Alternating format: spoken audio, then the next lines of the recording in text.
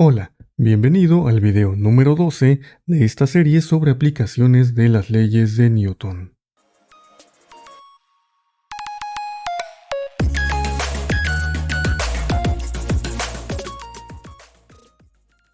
Ok, tenemos un problemita que parece bastante complicado. Se trata de un bloque de masa m que es arrastrado por un piso horizontal con velocidad constante.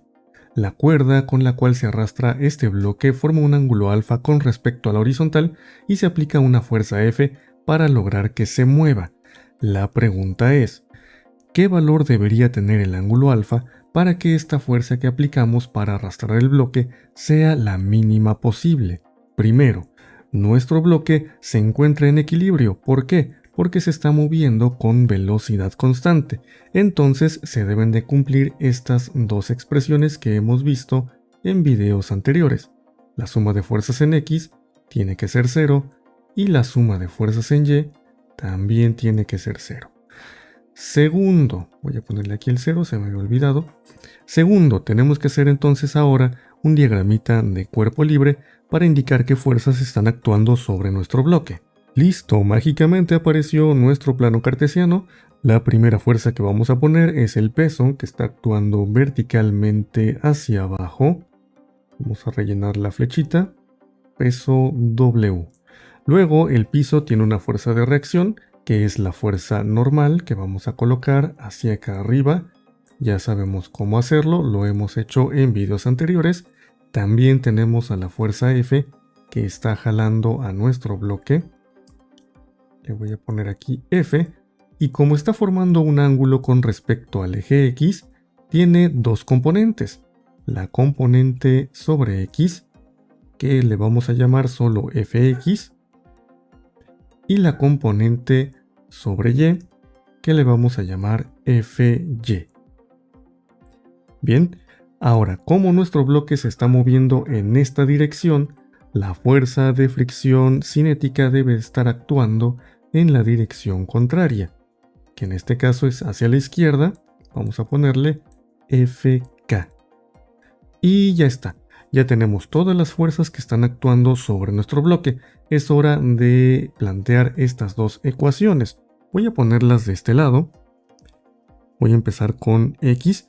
Tendríamos primero Fx menos la fuerza de fricción cinética, y esto igual a 0. Ya hemos hecho esta dinámica en prácticamente todos los videos anteriores, así que ya saben por qué salió de esa manera. Para el eje Y tendríamos primero la normal, luego sumándose la componente en Y de la fuerza F y restándose el peso. Ya tenemos entonces las dos ecuaciones, vamos a desenrollarlas un poquito. Recordemos que Fx se puede escribir como F coseno de alfa y que la fuerza de fricción cinética se puede escribir como μk por la fuerza normal. Para el caso de la suma en Y, tendríamos primero la normal, luego F seno de alfa, que es la componente en Y de la fuerza F, y por último el peso, que se calcula como m por g. Bien, lo siguiente será combinar estas dos expresiones. Eso lo hemos hecho ya anteriormente. Vamos a despejar la normal y a sustituirla en la ecuación de acá arriba para poder hacer la combinación. Vamos a poner un poquito más de espacio por acá. Creo que ahí está perfecto. El despeje es muy sencillo. Tendríamos la normal es igual. Este término menos mg va a pasar positivo, así que lo pongo primero. Y luego este término va a pasar negativo hacia el lado derecho. Entonces lo pongo restando, menos f seno de alfa. Ya que tenemos este despeje, es hora de meterlo acá donde aparece la fuerza normal. Eso nos va a resultar como f coseno de alfa menos μk y entre paréntesis mg menos f seno de alfa. Esto igual a 0. Y lo que tenemos que hacer ahora es hacer el producto y tratar de despejar la fuerza F. Esto es bastante sencillo. F coseno de alfa menos mu k por mg. Aquí tenemos menos multiplicando otro menos, entonces nos va a dar más mu k por f por el seno de alfa. Si nos damos cuenta, tenemos dos términos que contienen a f, que son este que rayé por acá y este que está por acá, en los cuales f resulta ser un factor común. Así que lo que puedo hacer es factorizarla. Tendríamos f y entre paréntesis primero coseno de alfa más mu k por el seno de alfa. Es un proceso bastante sencillo que, insisto, ya lo hemos hecho en videos anteriores. El otro término que se está restando lo escribimos igual, no le hacemos nada de momento y nos queda de esta manera. Para poder despejar la fuerza F, primero hay que mover este término sumando para el lado derecho y luego este pedazo que está multiplicando a la fuerza F pasaría dividiendo. A lo mejor me cabe por acá. Sería algo como esto, F igual, y acá una división algo grande, en la parte de abajo coseno de alfa más mu k por el seno de alfa, y en la parte de arriba mu k por mg, que fue el término que pasó positivo. Listo, ya tenemos una fórmula que nos da el valor de la fuerza F en términos del ángulo alfa. Recordemos que mu k y que la masa son datos conocidos. Bien, esto lo podríamos poner como una función, lo voy a escribir de este lado. F, que es función de alfa, es igual, y simplemente reescribimos todo esto que teníamos por acá, coseno de alfa más mu k seno de alfa. En la parte de arriba nos queda igual mu k por mg. Restricciones para el ángulo alfa. Evidentemente no podemos ponerle cualquier ángulo. Lo menos que podría valer es 0 grados, es decir, que jaláramos nuestro bloque con la cuerda totalmente horizontal. Vamos a ponerlo aquí con, digamos, alfa en un determinado intervalo. 0 grados, que sería lo más pequeño que podría ser, y 90 grados, que sería lo máximo, pero sin tomar en cuenta al 90 grados. ¿Por qué? Si nosotros jaláramos el bloque con la cuerda perfectamente vertical, pues no se movería hacia adelante. Si acaso, y si la fuerza es lo suficientemente grande, comenzaría a moverse hacia arriba. Y nosotros no queremos eso. Es por eso que el ángulo de 90 grados no está incluido en el intervalo de los ángulos que puede tomar esta cosa alfa. Ahora, ¿cómo vamos a averiguar qué valor o valores de alfa hacen que esta función tenga un mínimo? Para eso nos vamos a ayudar un poquito del cálculo diferencial y vamos a aplicar un criterio de derivada. Eso implica que tendremos que derivar esta función con respecto a alfa. No es muy complejo. Vamos a reescribir la función, tal vez por acá, f de alfa, para que la derivada no sea tan pesada. Sería de la siguiente manera, mu k por mg, y este término que está acá abajo lo podemos poner arriba elevado a la menos 1, coseno de alfa más mu k por el seno de alfa, todo esto a la menos 1. Y ahora sí, ya estamos listos para poder derivarlo. Voy a poner esto un poco más arriba y tal vez desde aquí f' de alfa es igual, y bien, esta parte son constantes, así que solo me interesa la derivada de esto que está por acá. Como está elevado a la menos 1, tengo que bajar ese exponente, así que me quedaría menos mu k por mg. Luego tengo que derivar esta parte que está aquí adentro, que sería la derivada del coseno, que es el menos seno de alfa, más mu k, que es otra constante, por la derivada del seno, que es el coseno de alfa. Bien, y por último pongo este término completo, que es coseno de alfa más mu k seno de alfa elevado a la menos 2. No es una derivada muy compleja, se utilizó regla de la cadena. Bien, y voy a reescribir otra vez la derivada f' de alfa, de modo que ya no tenga este exponente negativo, porque no me gusta. También voy a tomar este signo que está por acá y lo voy a multiplicar con lo que está en este primer paréntesis. Así que me va a quedar de la siguiente manera: mu k por mg. Al multiplicar el signo, estos van a cambiar el suyo, así que tendríamos seno de alfa, ahora positivo, menos mu k coseno de alfa. Bien. Y todo esto dividido entre esta cosa al cuadrado, que sería coseno de alfa más mu k por el seno de alfa elevado a la 2. Ya tenemos la derivada. Lo siguiente es igualar esta derivada con 0 para obtener los valores críticos de nuestra función. Todo esto lo vieron seguramente en su curso de cálculo diferencial, así que ya no lo explico con tanto detalle. Tendríamos el siguiente paso, f' de alfa igual a 0. Entonces voy a tomar todo esto y lo voy a igualar con 0. Tendríamos mu k por mg por el seno de alfa menos mu k por el coseno de alfa sobre coseno de alfa más mu k por el seno de alfa, esto elevado al cuadrado, igual a 0. Vamos a mover esto un poquito más para tener espacio.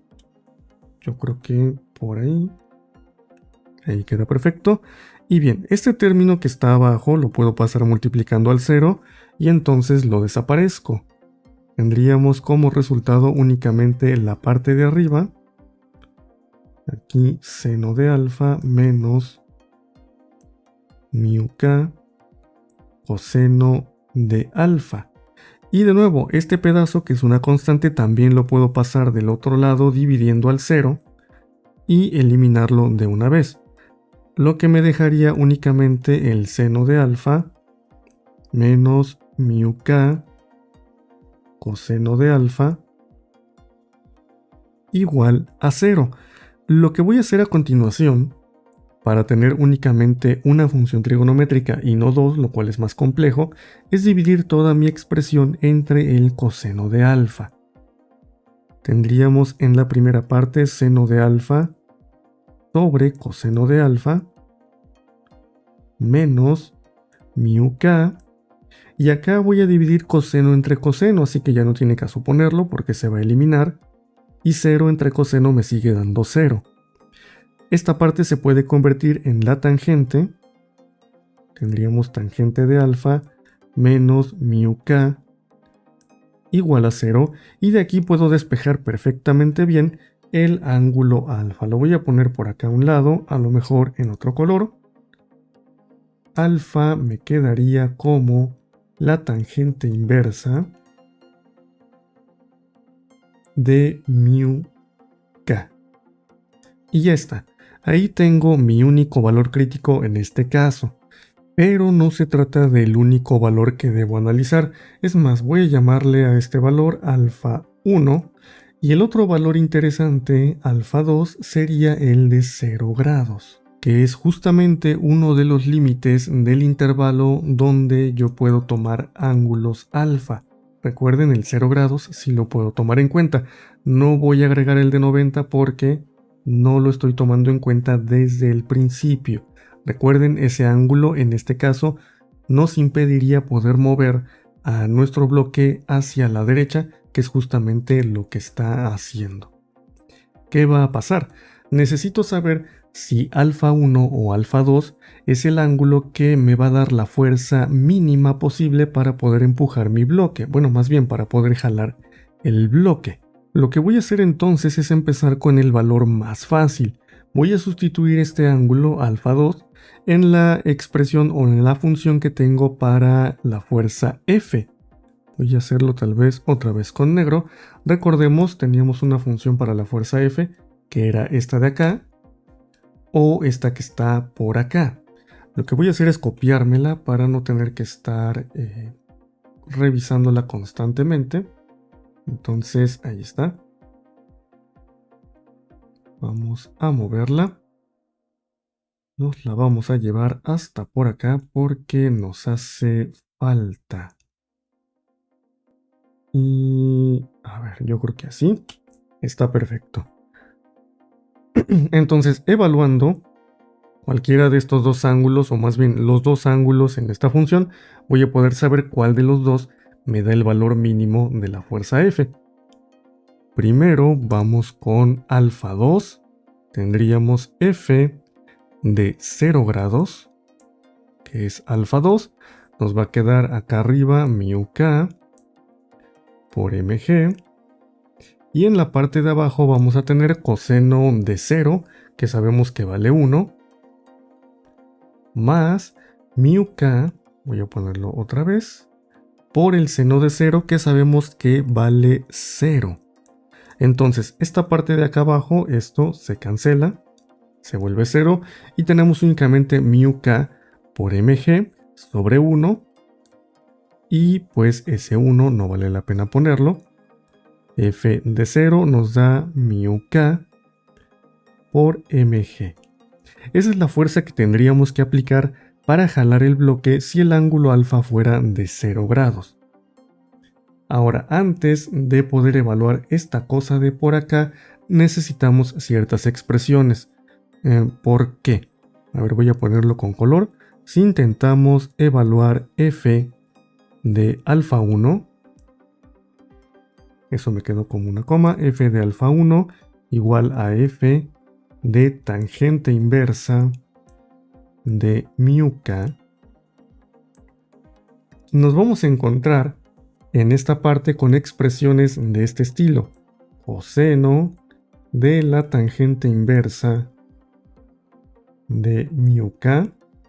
Y por otro lado el seno de la tangente inversa de mu k, que de momento no sabemos cuánto valen. Así que antes de hacer esta sustitución tenemos que resolver estas partes que están por acá. Para eso vamos a utilizar un procedimiento que muy seguramente vieron en sus cursos de trigonometría. Voy a empezar con esta parte, con el coseno de la tangente inversa de mu k, proponiendo lo siguiente. Sea y igual a la tangente inversa de mu k. Eso implica directamente que la tangente de y es igual a mu k. Con esto voy a construir un triángulo rectángulo. Lo voy a poner tal vez por acá. Ok, no me quedó tan chueco. Que tiene aquí un ángulo que es el ángulo y. Si la tangente de y es igual a mu k, quiere decir que este cateto de este triángulo que acabo de construir vale mu k y este otro vale 1. Recordemos, la tangente de un ángulo es igual al cateto opuesto sobre el cateto adyacente. Si ya tengo estos dos lados, puedo saber cuánto vale la hipotenusa, que sería la raíz cuadrada de mu k al cuadrado más 1 al cuadrado, que sigue siendo 1. Con este triángulo ya puedo determinar entonces el seno y el coseno de la tangente inversa de mu k, porque recordemos, la tangente inversa de mu k es y, que es esto que está acá. O sea, yo quiero el coseno de y el seno de y. Para eso nos va a servir muchísimo este triángulo que acabo de dibujar por aquí. Vamos a hacer un poco de espacio. Eso resulta bastante simple. Las voy a poner en rojo para que se noten más. En el caso del seno de la tangente inversa de mu k, que es lo mismo que el seno de y, me va a quedar cateto opuesto, que es este de acá, sobre la hipotenusa, es decir, mu k sobre la raíz cuadrada de mu k al cuadrado más 1. Listo, ahí tenemos el seno. Para el caso del coseno también es muy fácil. Coseno de la tangente inversa de mu k es igual al cateto adyacente, que vale 1 en este caso, sobre la hipotenusa, que es la raíz de mu k al cuadrado más 1. Y listo, ya tenemos tanto el seno como el coseno de la tangente inversa de mu k, y eso nos posibilita hacer la sustitución ahora sí en esta función que tenemos por acá. Ya sustituido se ve de esta forma. Yo sé que se ve muy horrible, pero lo podemos simplificar bastante. Voy a hacer otro poquito de espacio, yo creo que hasta aquí, porque necesito esta expresión para comparar al final.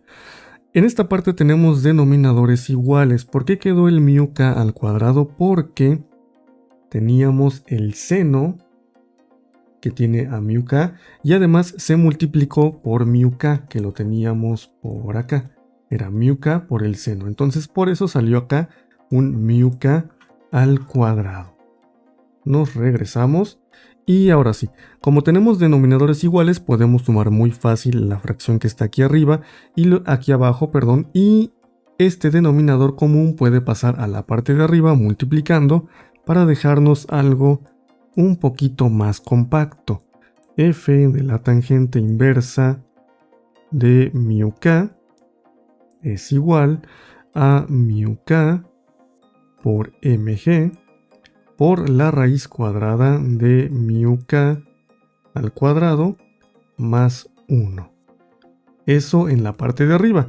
En la parte de abajo tendríamos 1 más mu k al cuadrado. Y esta parte se puede simplificar con esta parte de acá. Eso también es muy sencillo. Voy a reescribirlo. Ya voy a poner directamente f de alfa 1. Esto es igual a...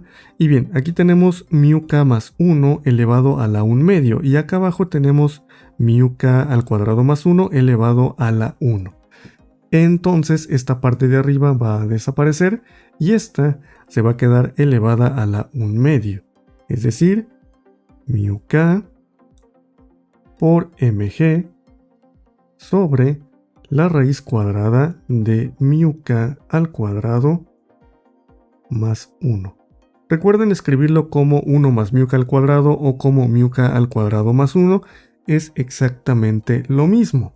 Entonces, ahora ya tenemos las dos expresiones, tanto para alfa 1 como para alfa 2. Voy a poner la de alfa 2 por acá a un ladito.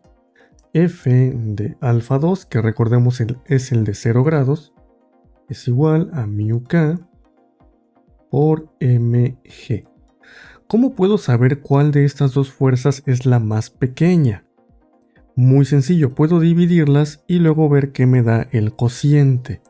Así que podría poner primero f de alfa 1 sobre f de alfa 2. Si este cociente me da una cantidad mayor que 1, quiere decir que f de alfa 1 es más grande que f de alfa 2. Y si me da lo contrario, es decir, una cantidad menor que 1, quiere decir que f de alfa 1 es más pequeña que f de alfa 2.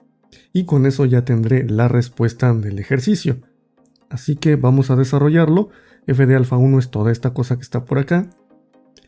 Es mu k por mg sobre la raíz cuadrada de mu k al cuadrado más 1. Y todo esto sobre esta cosa de acá, que es mu k por mg. Y yo bien le puedo poner aquí un sobre 1. Esto con el objetivo de simplificar esta fracción tan grande. ¿Qué es lo que me va a quedar al final? Pues tendríamos otra vez f de alfa 1 sobre f de alfa 2 es igual. Y bien, en la parte de arriba voy a tener μk por mg, nada más porque se multiplicó por 1. Y en la parte de abajo, μk por mg por la raíz cuadrada de μk al cuadrado más 1. Extendemos un poquito la línea. Se pueden eliminar algunas cosas. El coeficiente se va. También el término mg desaparece. Y nos quedamos con algo bastante más sencillo. F de alfa 1 sobre f de alfa 2 es igual a 1 sobre la raíz cuadrada de μk al cuadrado más 1. Bien, ¿y esto de qué nos va a servir? Nosotros sabemos que μk es una cantidad que como mínimo puede valer 0 y como máximo puede valer 1. Es decir, esta raíz es una cantidad, vamos a ponerlo por acá, la raíz de μk al cuadrado más 1 sería 1 más una cierta cantidad, porque esta cosa, pues lo mínimo que puede valer es 0, es decir, como mínimo el interior de esta raíz es 1, pero eso no va a pasar porque no hay coeficientes que valgan 0. Entonces, este interior de la raíz vale 1 punto y algo, y la raíz de eso sigue siendo mayor que 1. Eso quiere decir que toda la raíz es necesariamente mayor que 1. Esto derivado de que el coeficiente de fricción cinética pues es evidentemente mayor que 0, porque de lo contrario no habría fricción. Bien, si esta cantidad que es la raíz es mayor que 1, yo al dividir 1 entre algo más grande que 1, me va a dar una cantidad menor que 1. Ajá. Entonces, vamos a ponerlo por acá. F de alfa 1 sobre F, le puse ahí una F que no era, F de alfa 2 es una cantidad menor que 1. Y eso directamente implica que F de alfa 1 es menor que F de alfa 2. Por lo tanto, el ángulo que nos da la fuerza más pequeña posible para jalar a nuestro bloque es el ángulo alfa 1, que recordemos, vamos a ponerlo por acá, era la tangente inversa del coeficiente de fricción cinética. Y ahí tendríamos nuestra respuesta. Con ese ángulo, la fuerza que nosotros tenemos que aplicar es la mínima posible. Es curioso porque incluso le ganó al ángulo de 0 grados, que todos pensaríamos que era la respuesta desde un principio. Pero bueno, a veces los pronósticos fallan. Espero que este video les haya servido mucho, que no se hayan aburrido con tanto procedimiento y nos vemos en el siguiente.